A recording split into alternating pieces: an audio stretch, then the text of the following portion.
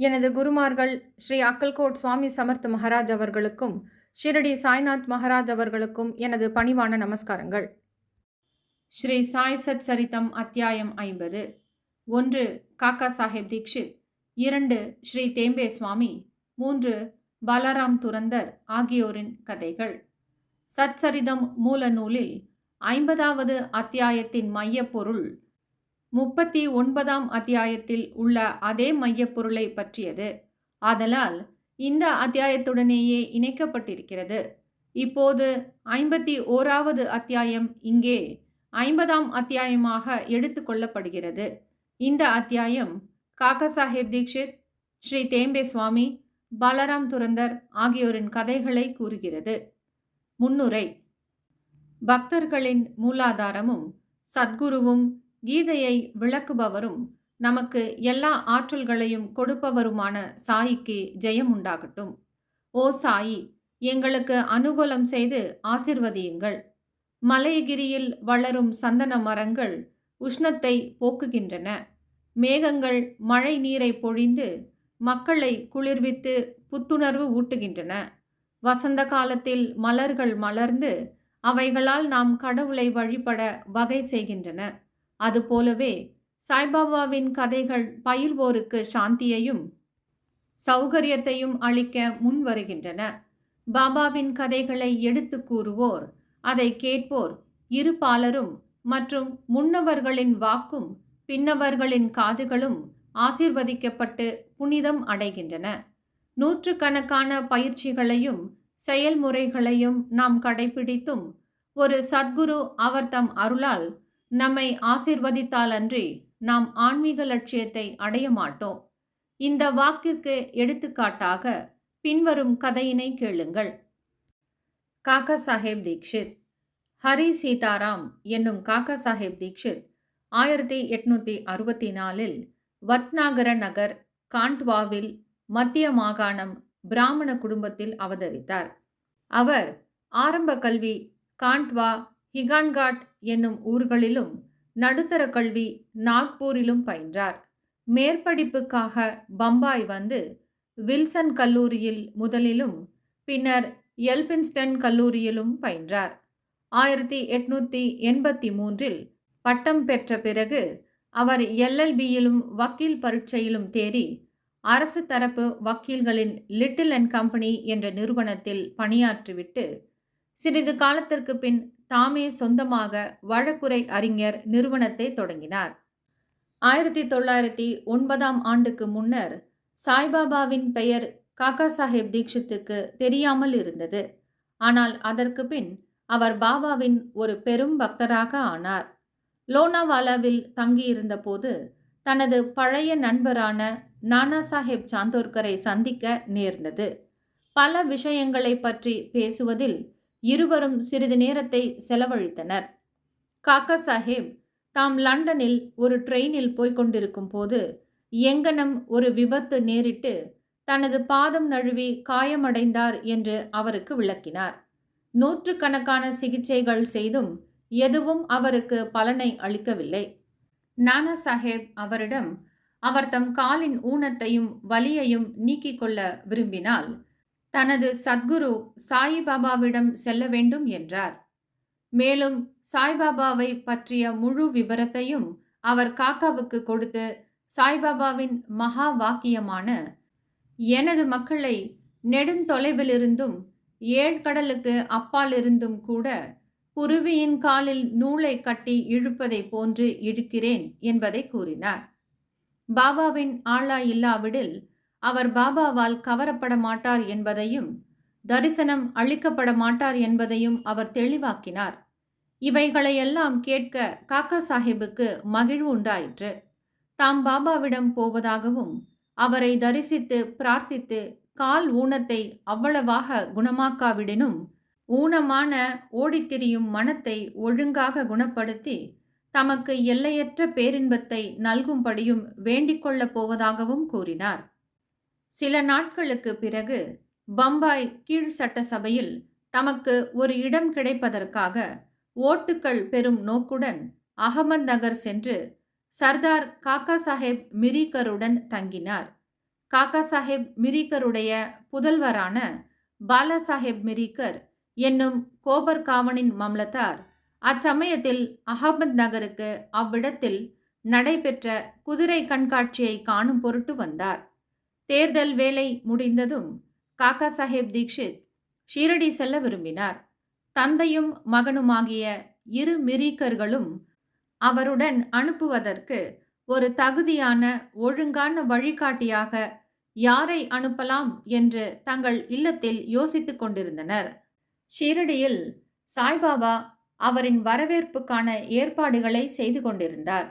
ஷாமாவுக்கு அவரின் மாமனாரிடம் இருந்து ஷாமாவின் மாமியார் தீவிரமாக காய்ச்சலாக இருப்பதையும், ஷாமா தனது மனைவியுடன் அவளை காண அகமத் நகர் வரவேண்டும் என்றும் ஒரு தந்தி வந்தது.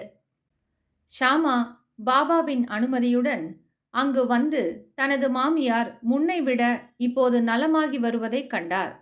நானா சாஹேப் பான்சேயும் அப்பா சாஹேப் கத்ரேயும் அவர்கள் குதிரை கண்காட்சிக்கு போகும் வழியில் ஷாமாவை கண்டு அவரை மிரிக்கரின் வீட்டுக்கு சென்று காக்கா சாஹேப் தீக்ஷித்தை பார்த்து ஷீரடிக்கு அவரையும் உடனழைத்துச் செல்லும்படி கூறினார்கள்.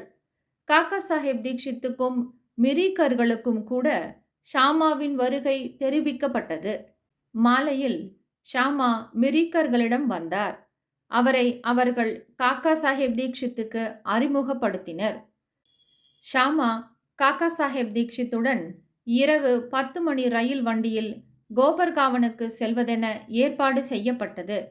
இது முடிவானதும் ஒரு விசித்திர நிகழ்ச்சி நடைபெற்றது. பாலாசாஹேப் மிரிக்கர் பாபாவின் படத்தின் மீது இருந்த திரையை அகற்றிவிட்டு அதை காக்கா சாஹேப் தீக்ஷித்துக்கு காண்பித்தார். யாரை பார்க்க ஷீரடிக்கு போகப் போகிறாரோ அவர் அவ்விடத்திலேயே தமது சித்திர ரூபத்தில் வரவேற்க இருந்ததைக் கண்டு அவர் ஆச்சரியப்பட்டார். அவர் மிகவும் மனமுருகி படத்தின் முன் வீழ்ந்து பணிந்தார். அப்படம் மேகாவினுடையது. அதன் மேல் உள்ள கண்ணாடி உடைந்து விட்டதால் பழுது பார்க்க அது மிரிக்கர்களிடம் அனுப்பப்பட்டிருந்தது. தேவையானபடி பழுது பார்க்கப்பட்டு விட்டபடியால் படத்தை இப்போது ஷாமாவிடமும் காக்கா சாஹேபுடனும் அனுப்புவது என்று தீர்மானிக்கப்பட்டது. 10 மணிக்கு முன்னரே அவர்கள் ரயில் நிலையத்துக்கு சென்று நுழைவு சீட்டு வாங்கிக் கொண்டனர். ஆனால் வண்டி வந்ததும் 2ஆம் வகுப்பு மிகவும் கூட்டமாக இருப்பதையும் அவர்களுக்கு இடம் இல்லாதிருப்பதையும் அறிந்தனர். அதிர்ஷ்டவசமாக அந்த வண்டியின் கார்டு காக்கா சாஹேபின் நண்பராக இருந்தார். அவர்களை முதல் வகுப்பில் அமர்த்தினார். இவ்வாறாக அவர்கள் சௌக்கியமாக பிரயாணம் செய்து கோபர்காவனில் இறங்கினார்கள். ஷிரடிக்கு செல்ல நானா சாஹேப் சந்தோர்கரும் அங்கு வந்திருப்பதை அவர்கள் கண்டபோது அவர்களின் மகிழ்ச்சிக்கு எல்லையில்லை. காக்கா சாஹேபும் நானா சாஹேபும் ஒருவரை ஒருவர் கட்டித்தழுவி கொண்டனர். பிறகு புனித கோதாவரியில் நீராடிய பின்னர் அவர்கள் ஷீரடிக்கு புறப்பட்டனர். அங்கு போய் சேர்ந்து பாபாவின் தரிசனத்தை பெற்றவுடன் காக்கா சாஹேபின் மனது உருகியது. அவர் கண்கள் குலமாயின. அவர் மகிழ்ச்சி பெருக்கில் மூழ்கடிக்கப்பட்டார். பாபா அவரிடம் தாம் கூட அவருக்காகவே காத்து கொண்டிருந்ததாகவும் அவரை வரவேற்பதற்காகவே ஷாமாவை முன்னால் அனுப்பியதாகவும் கூறினார். பின்னர் காக்கா சாஹேப் பல சந்தோஷமான வருடங்களை பாபாவின் கூட்டுறவில் கழித்தார். ஷிரடியில் அவர் ஒரு வாதா சத்திரம் கட்டினார். ஏறக்குறைய அதையே நிரந்தர வாசஸ்தலமாக ஆக்கிக் கொண்டார். பாபாவிடம் இருந்து அவர் பெற்ற அனுபவங்கள் எண்ணற்றவையாதலால் அவைகளை எல்லாம் கூறுவதற்கு இங்கே இடமில்லை. இது குறித்து சாய்லீலா சஞ்சிகையில் காக்கா சாஹேப் தீக்ஷித் சிறப்பு மலரை பார்க்குமாறு வாசகர்கள் கேட்டுக்கொள்ளப்படுகிறார்கள். ஒரே ஒரு உண்மையை கூறி இந்த விஷயத்தை முடித்துக் கொள்கிறோம். பாபா அவரை நான் உன்னை புஷ்பக விமானத்தில் எடுத்து செல்கிறேன் என்று கூறியிருந்தார். அதாவது மகிழ்வான மரணத்தை அவருக்கு கொடுத்தல். இது உண்மையாயிற்று. 1926ஆம் வருடம் ஜூலை மாதம் 5ஆம் தேதி அவர் ஹேமத் பந்துடன் ரயிலில் செல்லும் போது சாய்பாபாவை பற்றி பேசிக்கொண்டிருந்தார். அவர் நினைவிலேயே ஆழ்ந்திருந்தார். திடீரென தனது கழுத்தை ஹேமத் பந்தின் தோள்களில் சாய்த்து எவ்வித வலியோ அசௌகரியமோ இன்றி காலமானார். ஸ்ரீ தேம்பே சுவாமி ஞானிகள் ஒருவருக்கொருவர் சகோதர பாசத்துடன் எங்கனம் நேசித்துக் கொள்கிறார்கள் என்பதை விளக்கும் அடுத்த கதைக்கு வருவோம். ஸ்ரீ வாசுதேவானந்த சரஸ்வதி என்ற தேம்பே சுவாமி என்பார் ஒரு முறை ஆந்திராவில் கோதாவரி கரையிலுள்ள ராஜமகேந்திரியில் வந்து தங்கியிருந்தார். அவர் பக்தியும் வைதீகமும் உடைய ஞானியாகவும் யோகியாகவும் இறைவனாகிய தத்தாத்திரேயரின் பக்தருமாக விளங்கி வந்தார். நிஜாம் ராஜ்யத்தை சேர்ந்த நாந்தேட் நகரின் வக்கீலான ஸ்ரீ புண்டலிக் ராவ் என்பவர் சில நண்பர்களுடன் அவரை காணச் சென்றிருந்தார். அவர்கள் அவருடன் பேசிக்கொண்டிருந்த போது ஷீரடி, சாய்பாபா முதலிய பெயர்கள் தற்செயலாக அப்பேச்சின் போது கூறப்பட்டன. பாபாவின் பெயரை கேட்டதும் சுவாமி கைகளால் வணங்கி ஒரு தேங்காயை எடுத்து அதை புண்டலிக்ராவிடம் கொடுத்து, என் வணக்கங்களுடன் சகோதரர் சாயியிடம் இதை சமர்ப்பித்து விடுங்கள். என்னை மறந்து விடாமல் என்மேல் அன்புடன் இருக்கச் சொல்லுங்கள் என்றார். மேலும் சுவாமிகள் பொதுவாக யாரையும் வணங்குவதில்லை. ஆனால் இவ்விஷயத்தில் இந்த விதிவிலக்கு செய்யப்பட வேண்டும் என்றும் கூறினார். புண்டலிக் ராவ் தேங்காயையும் செய்தியையும் பாபாவிடம் எடுத்துச் செல்ல சம்மதித்தார். பாபாவை சகோதரன் என்று இந்த சுவாமி அழைப்பது சரியே.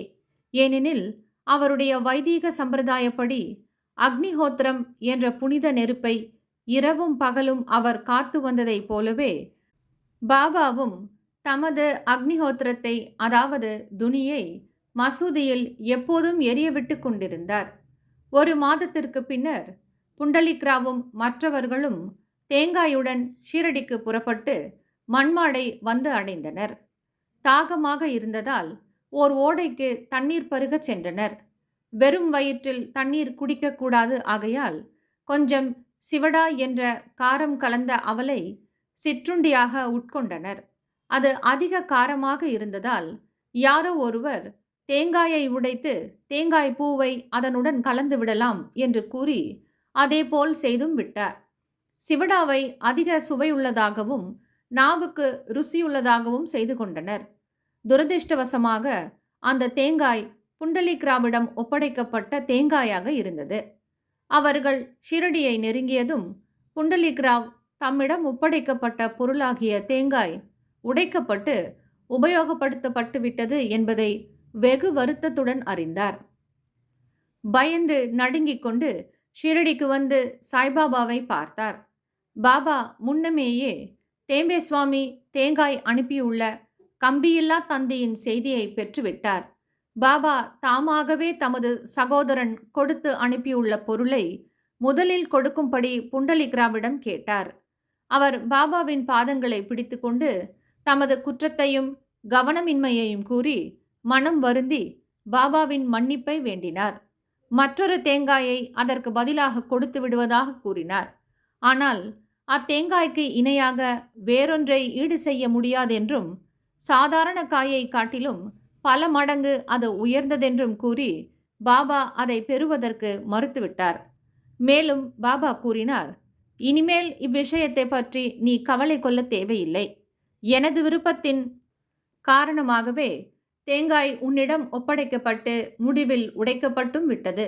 செயல்களின் கர்த்தாவாக உன்னையே ஏன் நீ ஆக்கிக் கொள்கிறாய்? நற்கர்மங்களையோ அல்லது தீய செயல்களையோ செய்யும் கர்த்தாவாக உன்னை நீயே எண்ணிக்கொள்ளும் உணர்வை அனுமதிக்காதே. எல்லாவற்றிலும் முழுமையாக அகங்காரமற்று இரு. அதனால் உனது ஆன்மீக முன்னேற்றம் துரிதமடையும் என்றார். எத்தகைய அழகிய ஆன்மீக போதனையை இந்நிகழ்ச்சியின் மூலம் பாபா உணர்த்தி இருக்கிறார். பாலராம் துரந்தர். பாலராம் துரந்தர் பம்பாய் சாந்தக்ரூஸை சேர்ந்த பத்தாரே பிரபு இனத்தை சேர்ந்தவர்.